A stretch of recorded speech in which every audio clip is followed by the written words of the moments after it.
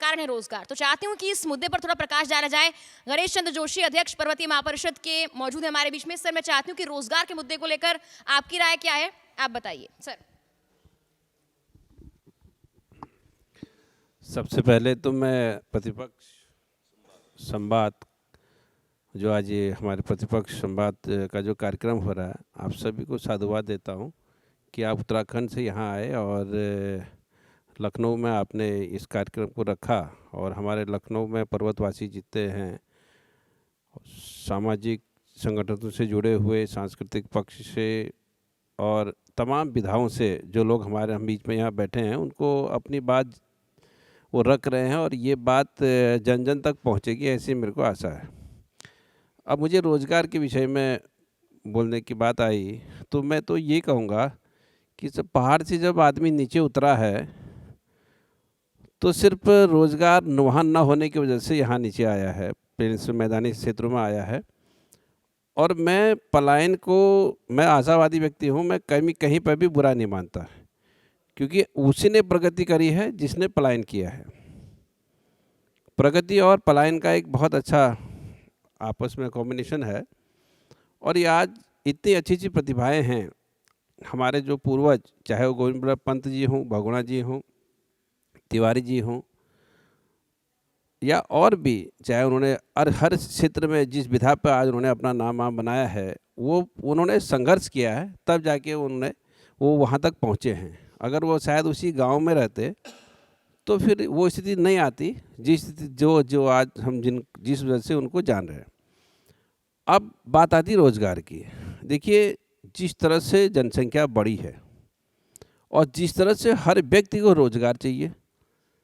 पहले व्यक्ति संतोषी था, वो गांव में रहा, उसने अपने गांव में खेती करी, अपने पशुपालन का काम किया, उससे वो संतुष्ट हुआ। और उसी के बाद आने वाले पीढ़ी उनकी जो हुई, और उस टाइम थोड़ी शिक्षा नहीं थी, शिक्षा न होने की वजह से वो अपने उसी परिवेश में असंतुष्ट था और अपना काम वहीं से चला लेता था और आदमी को घर से, गांव से या अपने क्षेत्र से बाहर निकलने की आवश्यकता नहीं पड़ती थी।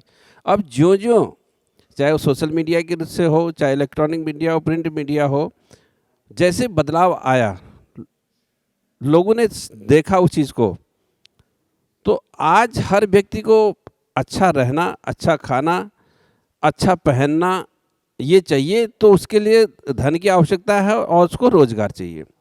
मेरा तो ये कहना होगा, देखिए, सरकार के भरोसे ही सब कुछ नहीं मिलने वाला है। हमें स्वयं भी प्रयत्न करने चाहिए और शुरू में संघर्ष करके, जैसे अभी हमारे एक बहुत अच्छे वक्ता ने कहा कि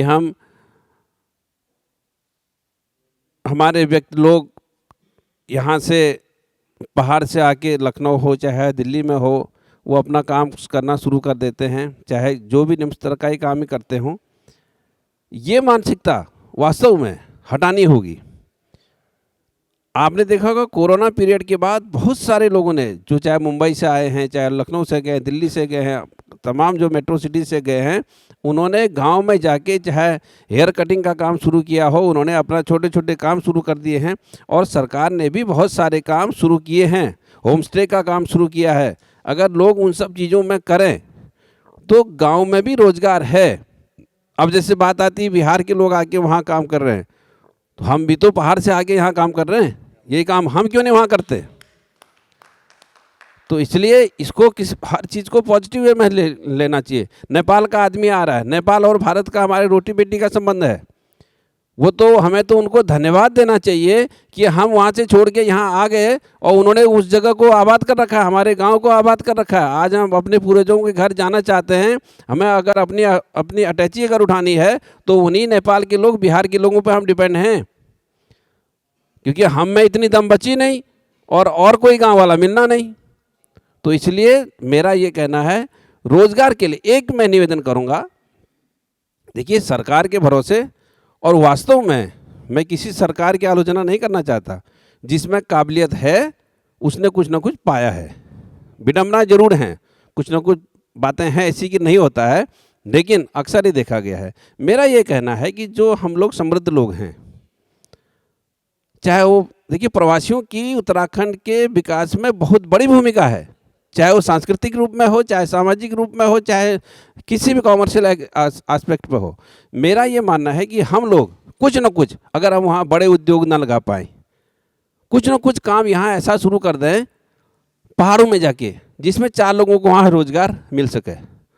हम कुछ ना कुछ अगरबत्ती बनाने की एक फैक्ट्री वहाँ लगा दें, हम साबुन बनाने की कोई फैक्ट्री वहाँ लगा दें। अगर इस तरह के लोग हम करेंगे तो हम अपने गांव के, हम ज़्यादा कुछ ना करें, अपने गांव के, जिस गांव ने हमको जन्म देके इस लायक बनाया है कि आज लखनऊ में हमारी अपनी पहचान है, किसी की मुंबई में पहचान है, किसी की जयपुर में पहचान है, तो वो ये काम अगर कर दें तो हम बहुत लंबी बातें करने से कोई फ़ायदा नहीं। हम अगर ये काम कर सकते हैं। दूसरा पक्ष ये है कि हम देखिए पहाड़ का आदमी यहाँ जहाँ कहीं भी रहा है, उसकी पहली प्राथमिकता होता है, अगर पहाड़ का उद्यमी होगा तो उसकी कोशिश होगी कि वो पहाड़ के लोगों को अधिक से अधिक यहाँ आके, लखनऊ में आके भी, दिल्ली में आके भी रोज़गार दे। लेकिन क्योंकि काबिलियत नहीं है, टेक्निकल नहीं है, तो ये चीज़ों को नहीं मिल सकती। हाँ, जितना भर उनके काम करने का वो कर लेते हैं। तो मैं पुनः, क्योंकि और लोगों को, वक्ताओं को बोलना है, मैं आपको पुनः धन्यवाद देते हुए अपनी वाणी को विराम देता हूँ और आपको धन्यवाद देता हूँ।